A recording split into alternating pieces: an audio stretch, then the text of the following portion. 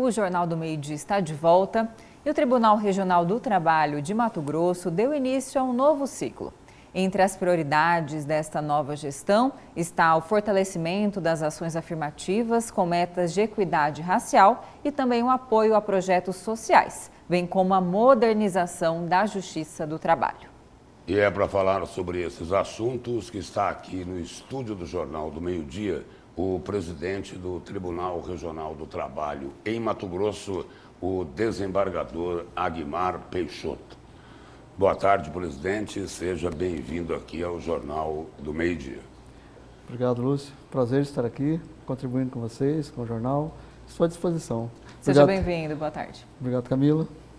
Presidente, o senhor assumiu agora recentemente a presidência do TRT aqui no Estado. Na avaliação do senhor aí, qual é o maior desafio?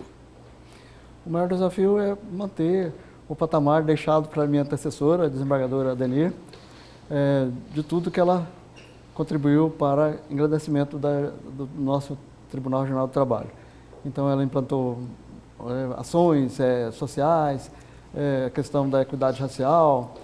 Então, eu estou, além de continuar esse trabalho magnífico que ela prestou, eu me proponho a continuar e implementar outras ações que ainda, se é possível, melhorar ainda o nosso patamar de eficiência e atendimento ao público da Justiça do Trabalho.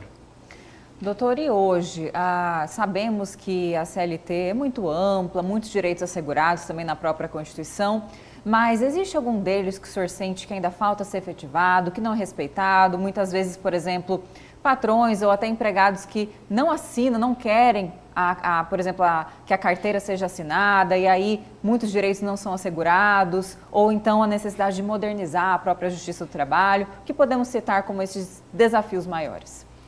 O nosso cotidiano das ações jurisdicionais é mais em questões de desrespeito à lei, né? Ao contrato de trabalho em si. Tem muitos casos de anotação de carteira de trabalho, e aí não tem realmente os direitos, né, garantidos, e aí só se garante esses direitos com uma impetração de uma ação judicial.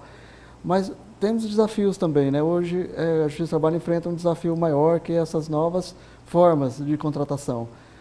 A partir da autorização legal e jurisprudencial, sobre a pejotização, é um problema que a gente vem enfrentando demais, né? Ainda não houve uma solução para essa celeuma? Não, ainda não, porque hoje, com essa possibilidade de se contratar sem a CLT, né, pelas terceirizações, principalmente pela terceirização, há muita reclamação no final, por conta de fraudes. Estão se utilizando, algo assim meio já generalizado, usar a pejotização em substituição a verdadeiros trabalhadores que trabalham sob subordinação. Agora, presidente, qual é a posição da Justiça do Trabalho sobre essa pejotização? E para ficar mais fácil de entender, essa terceirização. O que é que a Justiça do Trabalho pensa sobre isso? Quando recebemos casos assim, né, que se questiona depois dessa relação de trabalho, que não foi efetivada sob a CLT, e a gente analisa os casos concretos e vê que realmente houve fraude, a Justiça reconhece o direito do trabalho, né, e reconhece essa relação de emprego como se estivesse dentro da CLT. E aí há a condenação da empresa, no caso, a proceder à anotação da carteira e recolher a FGTS e todos os direitos, né, quando se reconhece o vínculo, você reconhece não só a anotação na carteira, mas todos aqueles direitos são negados em razão da não anotação. Agora, que direitos, só interrompendo aí para entender melhor, que direitos não podem ser sonegados quando essa relação aí é de terceirização, de pejotização? Sim, direitos básicos, né, como férias, 13º, FGTS, a contribuição para a Previdência Social, aí ele não tem um seguro e às vezes não contribui na qualidade de PJ e aí não ofere desses direitos. Mas a jornada de trabalho, né, normalmente o pejotizado cumpre a jornada muito maior do que 8 horas diárias, não tem descanso semanal remunerado. Agora o problema aí é grande porque é o seguinte, é um CNPJ contratando outro CNPJ. Exatamente. e né, atividade fim, né, da empresa. Muitas empresas têm uma atividade fim que não cabe contratação de PJ. E isso vem ocorrendo, sabe, com muita frequência. Doutor, outra pauta que tem causado polêmica, que é a possibilidade do fim da escala 6x1, na verdade, um assunto antigo, mas que foi aprovado na CCJ bem no final do ano passado. Qual a opinião? O tribunal já se prepara para isso? O senhor acredita que isso trará dignidade maior ao trabalhador brasileiro? Por outro lado, a atividade econômica pode ser afetada negativamente? Não, esse projeto é um projeto bom. Ele tem sido muito aceito e bem-vindo, até porque outros países já implementaram um módulo melhor, porque o 6x1, você trabalha 6 dias da semana para gozar só uma folga, né? Só descansa no domingo. Só descansa no domingo. Essa diminuição, né, do módulo de trabalho, ela vai beneficiar, porque se caminha pela sociedade atual, né, pelos estudos que tem feito, de que o trabalho, no futuro, ele vai ser algo prazeroso. E não tem que ser algo muito pesado, né? Então, a jornada, hoje, do jeito que está, ela cansa o trabalhador. E tem outras técnicas, né? Inteligência artificial, muitas coisas que contribuem para que essa jornada diminua.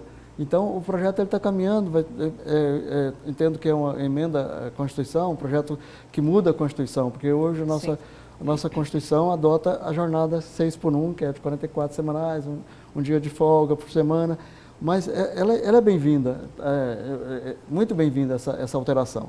No fim da escala 6x1, tem uma pergunta aí que o patrão vai fazer, né? Olha, eu terei que contratar mais funcionários ou pagar mais horas extras e a carga tributária vai continuar mesmo? Essa é a pergunta que vai ser feita. Mas na sociedade acontece isso, né? Os direitos, né, eles foram implementados e depois, de uma certa forma, é um benefício, né? Então as empresas têm que já trabalhar com essa ideia, né? E também eu tenho a impressão que, por outro lado, vai aumentar o número de vagas também, que é uma coisa interessante também, né? E hoje as empresas, de uma certa forma, quando ela já implementa através das convenções coletivas, né, que pode se convencionar coletivamente com o sindicato, alterações benéficas para os trabalhadores. Já tem empresas que já colocam isso nas convenções, que diminui esse módulo, né, dependendo das atividades, né, dependendo do ramo. Tem empresas que querem realmente facilitar isso para o trabalhador e já assente num acordo coletivo ou uma convenção coletiva para que esse módulo seja alterado, independentemente de alteração legal, porque as convenções coletivas e acordos, os sindicatos podem estabelecerem cláusulas que viram lei entre eles. Falando agora em termos da própria produtividade do Tribunal Regional do Trabalho aqui, da Justiça do Trabalho, o senhor classifica como satisfatória. A própria cobertura em todo o estado, ela tem sido uma constante e também hoje a conciliação também tem gerado mais frutos do que o próprio litigioso, digamos assim? Sim, com certeza a conciliação é sempre o melhor caminho. O Estado, a Justiça do Trabalho está nas principais cidades aqui do interior, né? Ela tem uma cobertura significativa e, por enquanto, suficiente. E nos lugares que não tem, nós temos levado a Justiça itinerante também, né? E de forma que nós atendemos muito bem o Estado. Quanto a essa questão da conciliação, essa questão ela é fundamental e o Tribunal, da administração passada, valorizou muito isso e nós pretendemos valorizar também. Nós temos na Justiça do Trabalho, até por normas superiores, o Conselho Superior da Justiça do Trabalho, que nós temos ter o Sejus, que os Sejus são centros de conciliações. Nós temos pelo menos 3 ocasiões do ano em que nós designamos 3 semanas em meses diferentes para tentarmos a conciliação. Seja no processo em que de conhecimento, que a gente diz assim, que está produzindo prova depois do ajuizamento, seja na fase de execução. Então, nós temos muito sucesso nesses acordos. Nós estamos com quase 50% dos valores que terminam em acordo, sabe? Uhum. Então, a conciliação para nós lá é muito importante.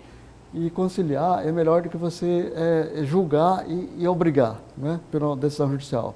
As partes encontrando um caminho para isso é muito melhor, sabe? Sim. e nos tira um pouco do trabalho, a tensão do dia, diariamente. Presidente, no país a gente vive aí uma polarização política, às vezes até bem exagerada. Aí, de um lado, o empresário que reclama da falta de mão de obra fala assim, não, isso daí é o Bolsa Família. Aí do outro vem o governo e fala assim, não, não é o Bolsa Família, não é o programa social, é o empresário que paga mal. E aí, quem é que está com a razão aí? Nunca a culpa é do Estado por causa da carga tributária, só para, né, abrir um parênteses. Essa é uma questão... Ou é que nem aquela história da casa que falta pão. Todo mundo reclama e ninguém tem razão. Olha, isso é uma questão sensível, social sensível. Porque nós temos o país, nós temos uma situação de muita pobreza, né? Temos que ver isso, e pouca habilitação desses trabalhadores, sabe? Nós temos, às vezes, muitos trabalhadores que não têm uma mão de obra qualificada, né? E não tem, assim, como qualificar. Daí porque há que haver o benefício social. E ele não prejudica, sabe? Eu vejo que ele não prejudica, porque essa questão social é mais para a família, não é? Então, quando um membro da família deixa, às vezes, de aceitar uma vaga, normalmente as vagas para esse pessoal, né, que não tem nenhuma habilitação, são vagas ruins também, né? São vagas em que, às vezes, o trabalhador não se habilita. Ele gostaria de se habilitar a um trabalho melhor, mas, por outro lado, falta também programas governamentais que também facilitam essa habilitação do trabalhador. Tem muitos trabalhadores aí que estão no Uber, estão entregando, né? E que para fugir talvez da vaga de outras empresas que precisam. Tem vaga, mas não tem. E ele também, o empregador, talvez não tem essa boa vontade, ou talvez ele já quer pegar o trabalhador pronto. Daí porque a questão é muito polêmica, sabe? Envolve esses interesses, né? E é polêmico. Eu diria que há que haver um consenso entre as obras sociais e também as demandas das empresas. Presidente, só para encerrar aí, uma das metas aqui é a equidade racial. A pergunta é, na relação trabalhista, os negros também levam a pior, é isso? Como acontece em muitos outros setores?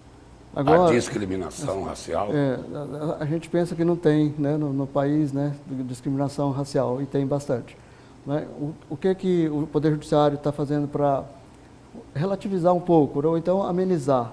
Ele tem políticas, né? Leis hoje muito fiscalizadas pelo Ministério Público, em que as cotas, as leis das cotas, racial também existe. Então, no concurso público também tem, né, essas cotas. Então, para amenizar esse tipo de discriminação que existe, nós temos, as empresas também têm que cumprir, né? Se ela abre uma vaga, também tem que haver essa observação de resguardar vagas para os negros, né? Ou para deficientes, ou para... tem várias cotas, né? Inclusive na educação, né? E tudo. É uma forma de corrigir certas injustiças sociais. E o negro foi injustiçado desde a origem. Continua, né? Continua. Presidente, obrigado pela presença, sucesso lá no TRT e obrigado pelas informações. Eu que agradeço imensamente, estamos à disposição. Obrigado. Obrigada e um ótimo trabalho para o senhor e toda a sua equipe. Boa tarde. Boa tarde, obrigado. E mudando de